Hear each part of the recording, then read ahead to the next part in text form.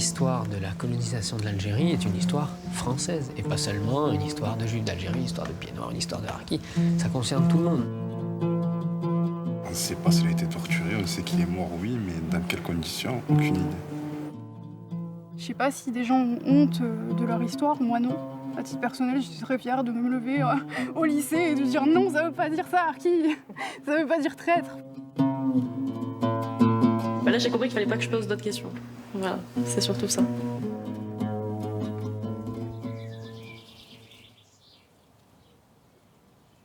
C'est un lieu étrange et paisible, au nord-est des Bouches-du-Rhône. La nature, depuis longtemps, y a repris ses droits. Pourtant, pendant 35 ans, 25 familles de Harkis ont vécu ici, dans le hameau de forestage du Logidane. À l'écart, isolés, presque cachés. Ah oui, les souvenirs, ça... Ouais. Et là, juste à côté de Bois-là, il y avait ma grand-mère qui habitait juste là. Ouais, ta grand-mère habitait là, je me rappelle. Ouais. Il y avait des escaliers, mais on ne les voit plus, les escaliers. Ouais. Les Harkis, ce sont les Algériens qui ont combattu auprès de l'armée française pendant la guerre.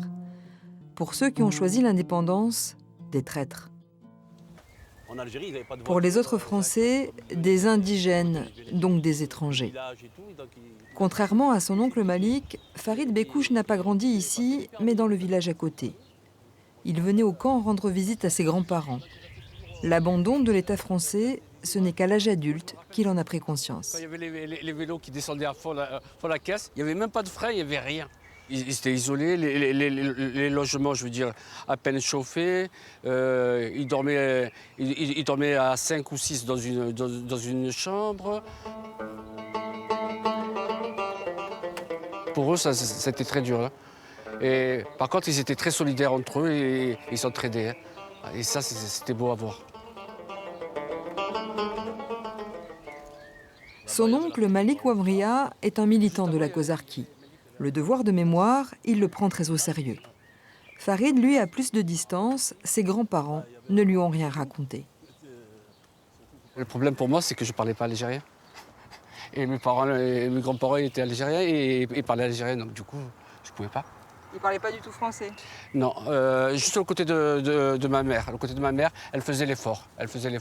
Après, mon grand-père maternel, lui aussi, il parlait. Oui, il parlait. Mais du coup, bon, alors, si vos grands-parents ne parlaient pas français, mais peut-être que vos parents, ils parlaient les deux. Donc oui, mes parents, oui, ils faisaient les deux, oui. Mais ils n'en parlaient pas. Pourquoi, à votre avis? Ben, parce qu'ils avaient tiré un trait par rapport à l'Algérie, par rapport au passé. Voilà, je viens de faire mes recherches au sujet de mon grand-père, qui a disparu en Algérie, tué apparemment en 1958. Il s'appelle Mohamed Azaoui. Cette disparition, c'est un gros trou dans l'histoire familiale de Badra Deloum et de son fils Naïl Atia. Le père de Badra, marin installé à Marseille, était un militant indépendantiste. Son grand-père restait en Algérie aussi. Mais de lui, ils ne savent presque rien. En se rendant aux Archives nationales d'outre-mer à Aix-en-Provence, où sont conservés les documents administratifs de l'Algérie française, tous deux espèrent en apprendre un peu plus. Donc là, en fait, il s'agit de documents du gouvernement général de l'Algérie, dont on a parlé tout à l'heure. Et en particulier, on a pensé que vous trouveriez peut-être des choses dans les synthèses quotidiennes de renseignement. En fait, les services du renseignement... La recherche s'annonce longue et fastidieuse. Dans ces milliers de pages de rapports de police, les chances de voir apparaître le nom de son arrière-grand-père sont minimes. Mais pour Naïl, c'est important, ne pas savoir lui pèse. On ne sait pas s'il a été torturé, on sait qu'il est mort, oui, mais dans quelles conditions, aucune idée. Et c'est ça qu'on voudrait savoir.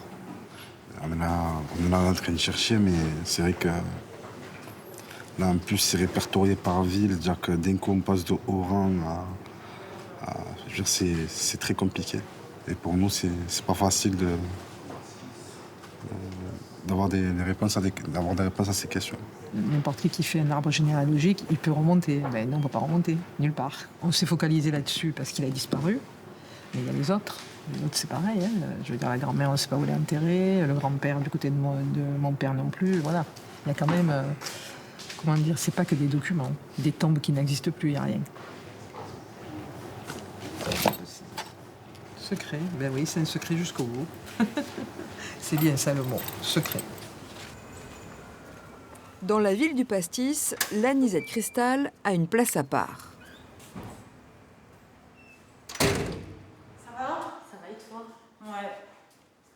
Attends, tu tombes bien, tu veux pas m'aider à... Créée en Algérie en 1884 par les frères Limignanas, elle arrive à Marseille en 1962 avec les Pieds Noirs. Pour beaucoup d'entre eux, sa bouteille hexagonale est une Madeleine de Proust. Pour Gabriel Concha, c'était juste le travail de ses grands-parents. Ce que ça m'évoque, c'est plein d'objets qui étaient chez moi. Donc c'est les verres que j'utilisais, c'est des images qu'il y avait chez mes grands-parents, c'est des petites fioles d'alcool qui datent de l'époque de l'Algérie, au début quand on était à Marseille, enfin quand ils étaient à Marseille. C'est des choses que je voyais chez moi tout le temps, quoi. En fait, quand j'étais petite, à un moment, moi j'ai entendu parler de l'Algérie, et quand à Marseille j'entendais parler de l'Algérie, c'était les Algériens. Du coup j'ai dit à mes grands-parents, ah mais en fait du coup on est arabe.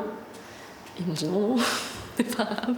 Tu dû leur faire un choc ce jour-là. En tout cas, c'était un nom porté de quelque chose, quoi. C'était non. Et là, vous avez compris qu'il... Là, j'ai compris qu'il fallait pas que je pose d'autres questions. Voilà, c'est surtout ça. Aujourd'hui, c'est sa mère qui a repris l'usine. La nostalgie du paradis perdu, très peu pour elle. Entendre ses parents et leurs amis ressasser leur exil l'a vaccinée.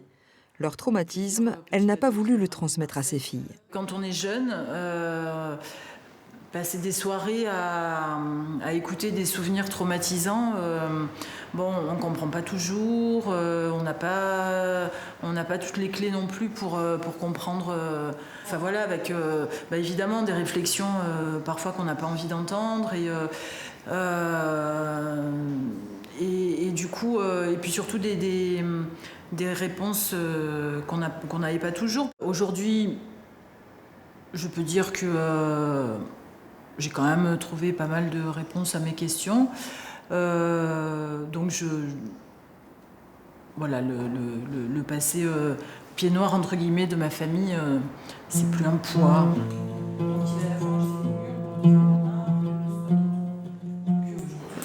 J'ai pas parlé avec mes grands-parents beaucoup de l'Algérie. J'ai pratiquement jamais parlé de ça avec eux. Et le seul rapport que j'en ai, c'est un rapport par... c'est ce que je vois chez eux, c'est ce que je ressens chez eux et ce que ça leur procure. Je pense qu'il y a des choses, ils ressentent des choses comme s'ils avaient 30 ans, 50 ans après, que ça s'est pas apaisé avec le temps. Certaines choses, pas tout, mais je pense qu'il y a une forme de colère qui est la même depuis toujours. Est-ce que tu te sens curieuse, toi, par rapport à cette histoire ? Oui, je me sens curieuse. Déjà, je l'ai étudiée à l'école. Et ma mère m'en a parlé, et moi j'ai fait des recherches de mon côté, j'ai regardé des films et j'ai regardé des documentaires, mais je fais limite pas le lien avec mon histoire familiale.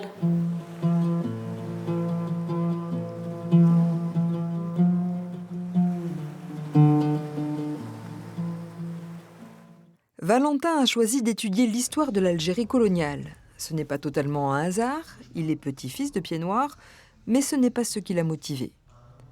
Venu au Mucem visiter l'exposition consacrée à l'émir Abdelkader, figure de la résistance à la colonisation de l'Algérie, il regrette que l'histoire ne fasse pas toujours le poids face aux revendications mémorielles.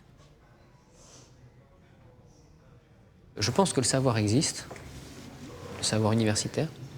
Peut-être qu'il n'est pas complet encore sur ce qu'il y a à faire, mais je pense qu'il est quand même très massif. Et la question, c'est comme toujours, c'est d'arriver à le transmettre, parce qu'effectivement, il y a beaucoup de questions purement politiques, purement électorales même, pourrait-on dire, qui ne peuvent subsister qu'à cause de cette méconnaissance des traces, des scories de cette guerre d'Algérie, de cette colonisation, qui polluent encore le débat public et même la culture collective, la conscience collective. Alors, comment apaiser ces mémoires meurtries ? 60 ans après l'indépendance de l'Algérie, elles ne sont plus à vif chez la troisième génération, mais elles restent trouées de secrets et de non-dits. Pour réfléchir à cela, l'Élysée a réuni en 2021 une quinzaine de jeunes de toute la France, dont l'histoire familiale croise celle de l'Algérie. Ils ont fait un certain nombre de propositions, entre autres renforcer l'enseignement de cette période, créer un institut franco-algérien, aménager des lieux de mémoire. Depuis, ils se sont constitués en association pour les faire connaître. Régulièrement, ils organisent des réunions publiques, comme ici, au Théâtre de la Criée. Bonjour à tous, je m'appelle Linda, j'ai 27 ans. Je suis petite fille de harki et petite fille d'indépendantiste. Et moi, je vais vous présenter notre message sur les lieux de mémoire. Nous aimerions faciliter l'accès aux lieux de mémoire aussi avec l'émergence d'un office franco-algérien à l'image d'un office franco-allemand. C'est dans ce groupe que Valentin a rencontré Linda. Tous les deux habitent la région. Mais Linda a en plus un lien intime avec un des lieux de mémoire proposés par l'association.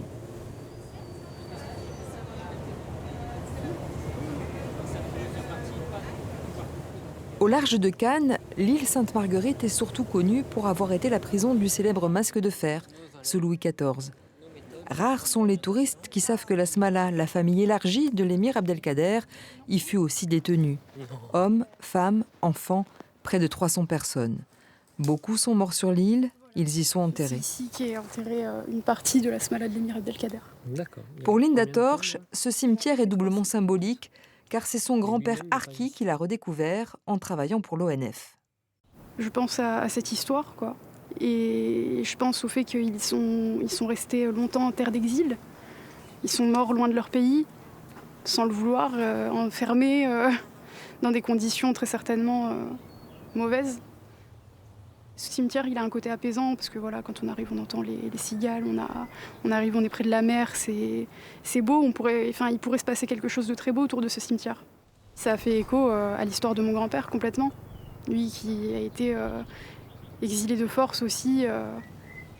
Dans la famille de Linda, la guerre d'Algérie n'a jamais été un tabou. Ses deux grands-pères lui ont toujours dit qu'ils n'avaient pas eu le choix, qu'ils avaient été pris dans le tourbillon de la guerre.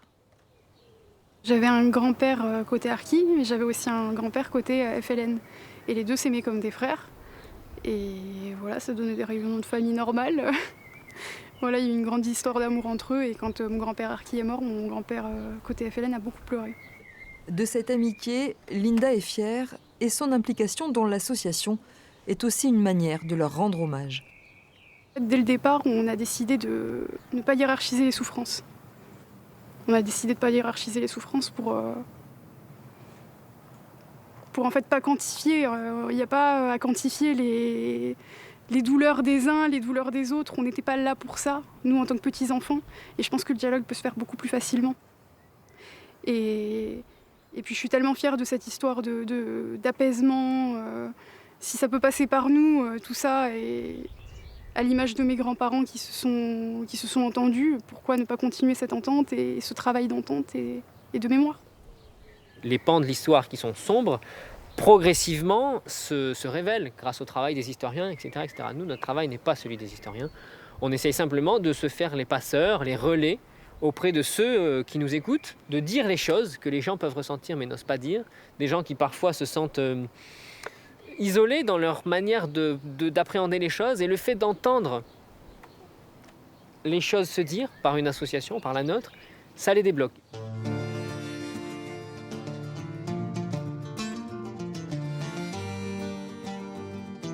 Les conséquences de la colonisation et de la guerre d'Algérie empoisonnent encore la société française. Le racisme est un de ses héritages pesants. Les petits-enfants que nous avons rencontrés n'ont pas de rancœur, pas de volonté de revanche. Mais ils aimeraient pouvoir combler les trous et les silences. Que les témoignages soient recueillis avant de disparaître. Que les mémoires, dans toute leur subjectivité, soient entendues et que les historiens des deux côtés de la Méditerranée les éclairent sans les juger.